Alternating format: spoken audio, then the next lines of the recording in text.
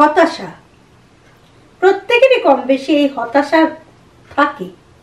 হতাশায় আমরা প্রত্যেকেই ভুগি। আসলে যখন যেটা আমরা চাই সেটা যদি করতে না পারি বা না পাই, তাহলেই হতাশা আসে। বিভিন্ন কারণে হতাশা আসে। যেমন ধরুন, আপনার কোনো একটা স্বপ্ন ছিল, আপনি সেটা জীবনে পূরণ করতে পারলেন না, সেখান থেকে একটা ফ্রাস্ট্রেশন আসে, অর্থাৎ হতাশা। হয়তো আপনি যেরকম একটা হাজবেন্ড চেয়েছিলেন বা ওয়াইফ চেয়েছিলেন, ঠিক সেরকমটা পেলেন না, সেখান থেকে আসতে পারে হতাশা। আপনার সন্তান যেরকমটা তৈরি করবেন ভেবেছিলেন, ততটা গেল না। আসলে আমাদের চাহিদার তো শেষ নেই, সে কারণেই চাওয়ার যেখানে শেষ নেই সেখানে পাওয়ার শেষও নেই। এই না পাওয়া, চাওয়া এবং পাওয়ার মাঝখানে যদি কোথাও কোনো ফাঁক থাকে, আর থাকবেই, কারণ আমরা অনেক সময় পেতে পেতে চাওয়ার জায়গাটাও, আমাদের গণ্ডিটাও অনেকটা বেড়ে যায়, তখন হয়তো কোথাও গিয়ে ধাক্কা খাই, তখনই আসে হতাশা। তো বিভিন্ন কারণে এই হতাশা আসে। এই হতাশা আমাদের মধ্যে প্রত্যেকেরই রয়েছে।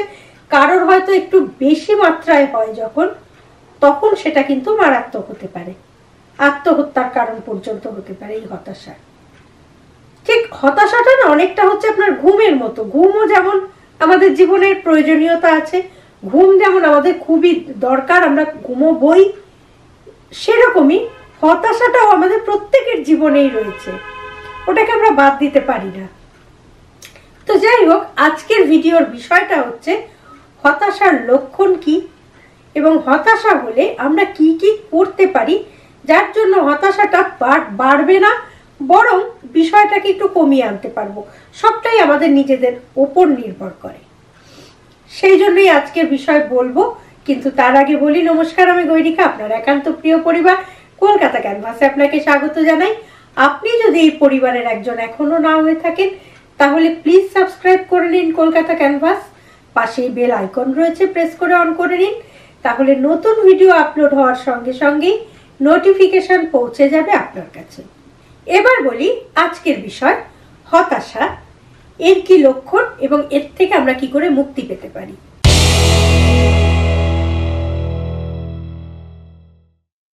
প্রথমেই বলি হতাশার লক্ষণ। হতাশার লক্ষণগুলো আমরা কম বেশি সকলেই জানি।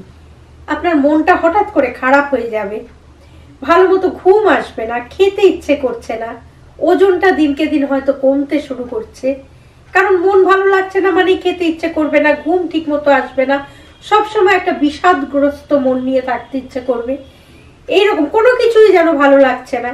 এইগুলো হচ্ছে লক্ষণ। এবং এইগুলো একটা সময় বাড়তে বাড়তে এমন জায়গায় যায় যখন মানুষ আত্মহত্যা পর্যন্ত করতে পারে।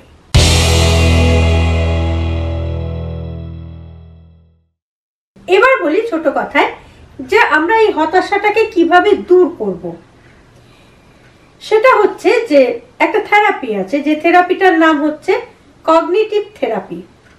আপনি একটা ডায়েরি নিন, বছর শুরু হয়েছে, নতুন ডায়েরি বাড়িতে নিশ্চয়ই এসছে, সেইখান থেকে একটি ডায়েরি নিন নিজের জন্য। প্রত্যেক দিনের খুব দুঃখজনক ঘটনা বা না পাওয়ার যন্ত্রণাগুলো ডায়েরিতে লিখুন। লিখে সেই বিষয়গুলো নিয়ে আপনি অ্যানালাইসিস করুন। দেখবেন আস্তে আস্তে কিন্তু অনেকটাই হতাশা কমতে শুরু করছে, মানে নেতিবাচক চিন্তাগুলোকে দূর হয়ে যাচ্ছে আস্তে আস্তে।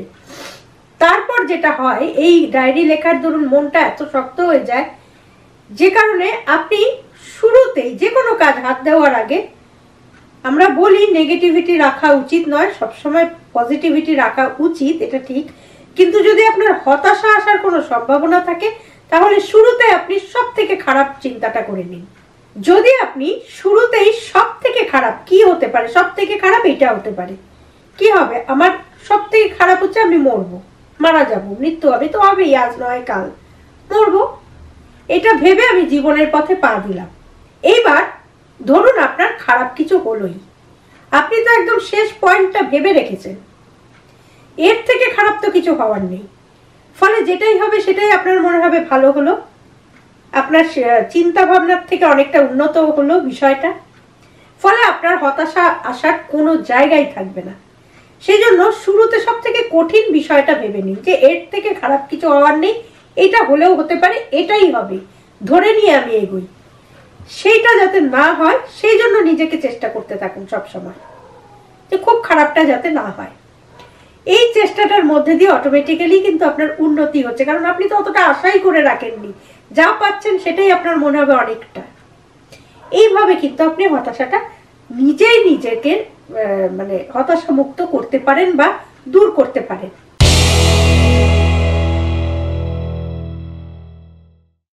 নিজেকে যে কোনো কাজ নিয়ে ব্যস্ত রাখুন। অলস মস্তিষ্ক শয়তানের কারখানা, যেমন অলস মস্তিষ্ক কিন্তু হতাশারও কারখানা। কারণ আপনার যদি হাতে সেই অর্থে কাজ না থাকে, তখনই আপনার মনে হবে ইস অমুকে এটা করতে পারলো, আমি পারলাম না, অমুকের এটা আছে আমার নেই। এই নেই, পারলাম না, এই নেগেটিভ চিন্তা ভাবনাগুলো থেকে আস্তে আস্তে আপনার জীবনে হতাশা আসতে পারে। কিন্তু আপনি যদি ব্যস্ত থাকেন, তাহলে তো আপনি যদি কাজ নিয়ে সবসময় একটা ব্যস্ত থাকেন, কাজ নিয়েই চিন্তা করছেন, তাহলে ওইটা চিন্তা করার সময় আপনার নেই। অধিকাংশ মানুষ আমি সুখী না দুঃখী এই চিন্তা করতে করতেই কিন্তু হতাশাগ্রস্ত হয়ে যায়। এবার এই চিন্তাটা করার সময় যদি আমার হাতে না থাকে, তাহলে কোনো চান্সই নেই হতাশাগ্রস্ত হওয়ার। সে কারণে যদি আপনার এরকম মনে হয় যে আপনার ভেতরে একটা হতাশা আসছে, আপনি যে কোনো জিনিস করবার চেষ্টা করুন, মানে কাজে ইনভলভ হওয়ার চেষ্টা করুন। দরকার হলে বাড়ির কাজ বাড়িয়ে দিন, ঘর গোছান, নতুন কিছু তৈরি করুন, হাতের কাজ করুন, বা কিছু একটা শেখার চেষ্টা করুন, কিছু না কিছু নিয়ে নিজেকে এনগেজ করুন। তাহলে দেখবেন এই বিষয়টা কিন্তু অনেকটাই চলে যাবে।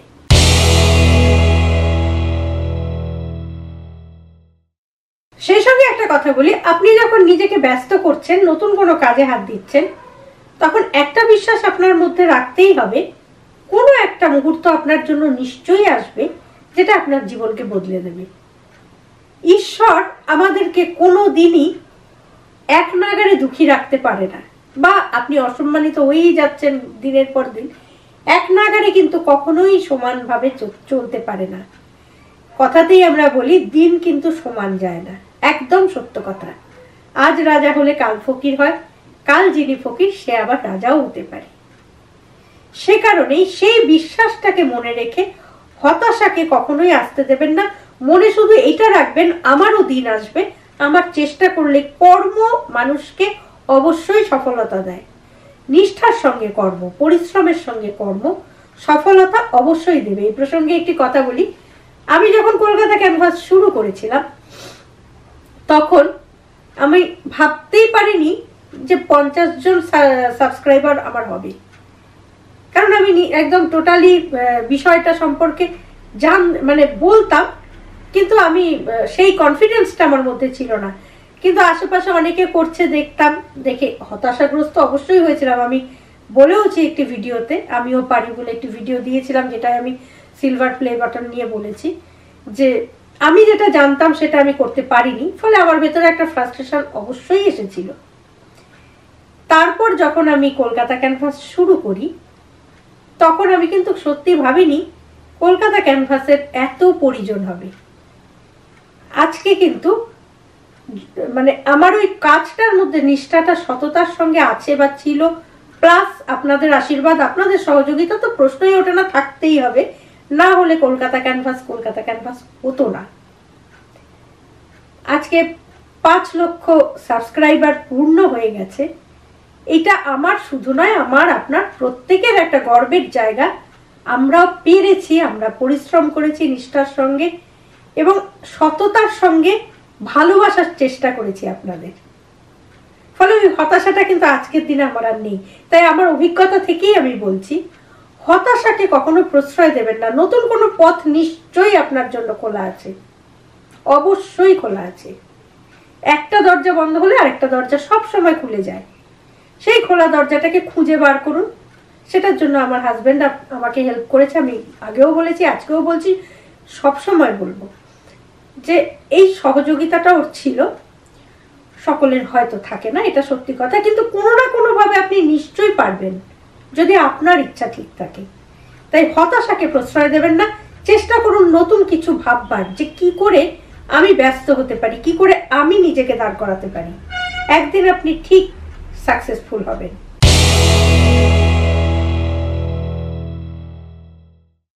আরেকটা কথা বলি, কোনো কাজ বা কোনো কিছুই যখন আপনি করতে যাবেন আশেপাশে অনেক রকম কথা আসবে, অনেক রকম বাধা আসবে, অনেক কিছু হবে।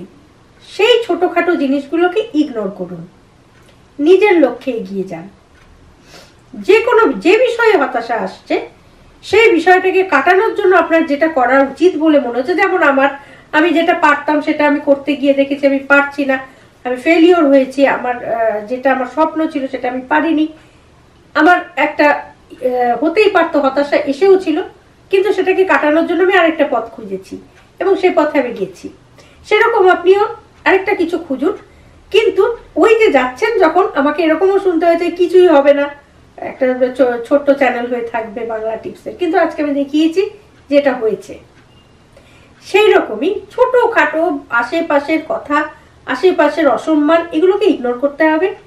আর সেই সঙ্গে যেটা করতে হবে, আত্মবিশ্বাসটাকে বাড়াতে হবে, তাহলে কিন্তু আপনি অবশ্যই সাকসেস পাবেন। আর ইগোটা কিন্তু ভুলে যেতে হবে। আমি সব জানি, আমি যেটা বলছি সেটাই ঠিক, এইটা করা চলবে না। এটা করলে একটা সময় আপনার মধ্যে হতাশা এই কারণেই আসবে, লোকে আপনাকে অ্যাভয়েড করবে, কারণ আপনি ভুল বলছেন তবু আপনাকে যদি মানতে হয় অটোমেটিক্যালি আপনাকে অ্যাভয়েড করবে লোকে। সে কারণেই বলছি ইগোটাকে ত্যাগ করতে হবে। আপনাকে এটা ভাবতে হবে আমি ভুল, কোনো একটা অশান্তি হলো বা কোনো একটা অসুবিধা হলো, সেক্ষেত্রে আপনি এটা ভেবে নিন না যে ঠিক আছে আমিই ভুল, আমারটাই ভুল, আমার সিদ্ধান্তটাই ভুল। যদি এটা ভাবেন তাহলে কিন্তু দেখবেন এই সমস্যাগুলো আসবে না। নিজেকে যদি সবসময় আমি বড় দেখতে চাই কিন্তু বড় যদি ভাবি, তাহলেই কিন্তু হতাশাটা আসতে পারে, কারণ আমি বড় নই, আমার থেকে বড় নিশ্চয়ই কেউ না কেউ আছে, তখনই হতাশাটা আসে।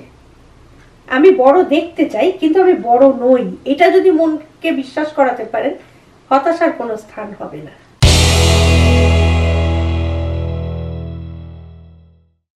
আরেকটা কারণে হতাশা আসে, খুবই হাস্যকর কারণ, আমরা অনেক সময় না লোককে নিয়ে বড্ড বেশি ভাবি। অমুক মানুষটা আমাকে নিয়ে, এবার চারজন কথা বললেই মনে হয় আমাকে নিয়ে বোধহয় কিছু বলছে, আমাকে নিয়ে বোধহয় হাসছে। এইটা ভাবার কোনো কারণ নেই। অন্যের কোনো কথায় কান দেবেন না। অন্যকে নিয়ে আপনিও আলোচনা করেন, তারাও আলোচনা করছে, আপনাকে নিয়ে তারাও করতেই পারে, এই বিষয়গুলোকে গুরুত্ব দেবেন না। আরেকটা কথা, জীবনে আপনি কি পাচ্ছেন সেটা নিয়েই খুশি থাকুন, সেই হিসেবটা নিয়ে নিজেকে ব্যস্ত রাখুন। কি পাননি সেই হিসেবটা করতে যাবেন না। কি পাননি সেটা নিয়ে যখন ভাবতে শুরু করবেন তখনই হতাশা আসবে। আপনি যেটা পাচ্ছেন আপনি মনে করুন সেটাও অনেকে পায় না, তাতেই কিন্তু আপনার আনন্দ আসবে যে আমি তো তবু পেয়েছি, সে তো আর সেটাও পায়নি। এইটা যদি ভাবতে পারেন তাহলে কিন্তু হতাশাগ্রস্ত আপনি কোনোদিনই হবেন না। যদি আপনাকে নিয়ে শোনেন কেউ কোনো আলোচনা করছে, তখন আপনি এটা শুধু ভাবুন যে আমি গুরুত্বপূর্ণ হতে পেরেছি, আমাকে নিয়ে লোকে আলোচনা করছে, আমি গুরুত্ব পাচ্ছি। এই জায়গাটা মানে পজিটিভ ভাবে যদি ভাবতে পারেন বিষয়টাকে, তাহলেই কিন্তু আর কোনো সমস্যা থাকে না। যেটা ভবিতব্য, যেটা ঘটবেই নিশ্চিত, সেটাকে মানতে শিখুন। আমি যদি একটা জানি আমি যে সূর্য পূব দিকেই উঠবে, পশ্চিম দিকেই অস্ত যাবে, কিন্তু আমি মানতে চাইছি না, কেন পশ্চিমে উঠবে না, এরম যদি আমি ভেবে নিই, অলিক কল্পনা করি, তাহলে তো সেটা হবেই, কোনোদিনই ঘটবে না, হতেই পারে না। যেইটা ঘটেছে আপনার জীবনে আপনি ধরে মনে করুন যে সেটাই ঘটতো, সেটাই ঘটাচ্ছিল, অন্য কিছুর ঘটাচ্ছিল না, তাহলেই দেখবেন মন খারাপ হবে না। এটাই হওয়ার ছিল, এটাই হয়েছে, আমার এইটুকুই পাওয়ার ছিল, এটাই পেয়েছি আমি, যেটা পাওয়ার ছিল না, যেটা হওয়ার ছিল না, সেটা কোনোভাবেই হবে না।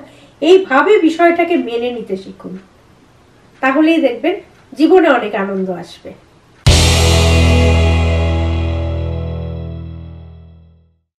হতাশা নিয়ে আমি প্রচুর কথা বললাম, এর মধ্যে থেকে 4টে পয়েন্ট আমি আপনাকে হালকাভাবে বলে দিচ্ছি, বা 4টে পয়েন্ট তুলে দিচ্ছি যেটা সহজ হবে ভাববার।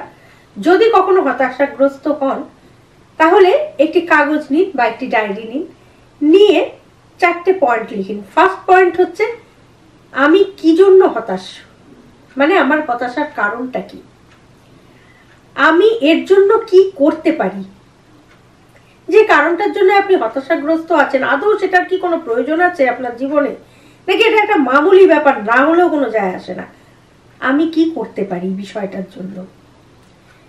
থার্ড পয়েন্ট, আমি কি করব। ফোর্থ পয়েন্ট, আমি কখন করব। মানে সেকেন্ড পয়েন্ট আর থার্ড পয়েন্টটা একরকম মনে হলেও বিষয়টা আলাদা। আমি কি করতে পারি, মানে আমার কি ক্ষমতা, সেই অনুযায়ী তো আমি ভাববো। নিজেকে চিনতে হবে আগে নিজেকে। আমার যদি এইটুকু ক্ষমতা থাকে আমি তাহলে এইটুকুই করতে পারবো, এত বড় পারবো না। কাজে আমার এইটুকু ক্ষমতা, আমি এইটুকুই করতে পেরেছি, হতাশা নেই। থার্ড পয়েন্ট, আমি কি করব, পরবর্তী স্টেপ আমার কি হবে। এটা তো হয়ে গেল, পরবর্তী স্টেপ আমার কি হবে এটা ভাবতে হবে। অর্থাৎ আপনাকে কাজে, এই যে বললাম কাজে লিপ্ত হতে হবে, এই ব্যাপারগুলো ভাবতে হবে, নিজেকে ঠিক করতে হবে আমি কি করব। ফোর্থ পয়েন্ট হচ্ছে কখন করব। আমি এখনই করব, অবভিয়াসলি ওয়াক্ত, আমি দুদিন পরে করব। এই বিষয়টা, সময়টাকে ঠিক করতে হবে। অর্থাৎ নিজের ওপর জেদ আনতে হবে, আত্মবিশ্বাস আনতে হবে, কনফিডেন্সটা বাড়াতে হবে এবং হতাশাকে বলতে হবে তুমি চলে যাও, আমার জীবনে তোমার স্থান নেই। তাহলেই কিন্তু আপনি হতাশাগ্রস্তর হাত থেকে মুক্ত হতে পারবেন।